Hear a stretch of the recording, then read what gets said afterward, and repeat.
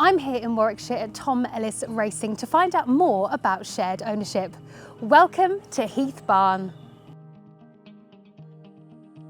We've had a lot of success in the point-to-point world. Been champion trainer for 5 years on the trot.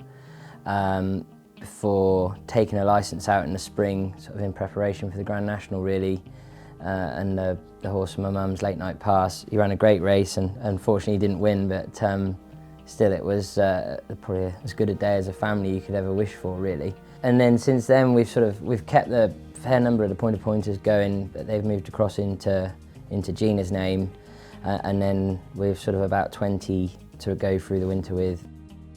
I want to talk to you now about your racing club because we're so excited to hear more about the G&T Racing Club. What can you tell us about it? Yeah, it was something that we sort of felt would be a good thing to try and set up from the start really, so that people could sort of jump on this journey with us if you like. We're always here basically, and we have loads of people come up on Saturday mornings to watch our horses schooling. I guess coming through the point-to-point ranks, our selling point in that sport, there was no prize money, so we had to offer people a good experience. So I feel that's been a really good sort of background for us in terms of hopefully offering people something a bit different to most yards really.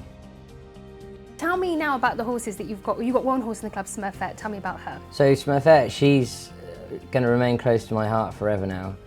Lucky enough that she was actually my first winner as a licensed trainer. So you know, she's been a great stalwart for them really, and you know, she's a very consistent mare. She's got her jumping together really well over fences now, and she's not finished winning, definitely not. So yeah, there's lots of fun to be had with her, definitely. The one thing I wanted to try and do was to sort of cap the number at 15 really. So that's the maximum number of shares we were going to sell into the club. There is still a few available, so you know, it'd be nice to try and get that filled up in due course.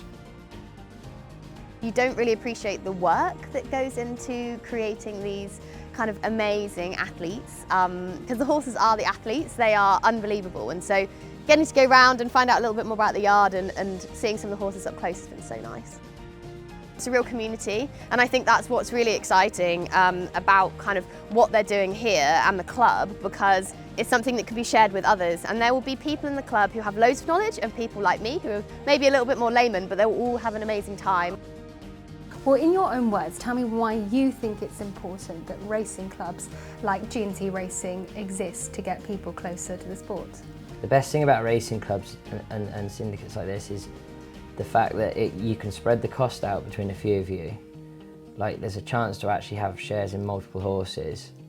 A smaller club like ours is good because you actually do still get the whole owner benefit, and I just feel it's a really good way of getting people involved, sort of, and hopefully getting them the bug then that brings them on to own more and more horses on their own, hopefully in the future maybe.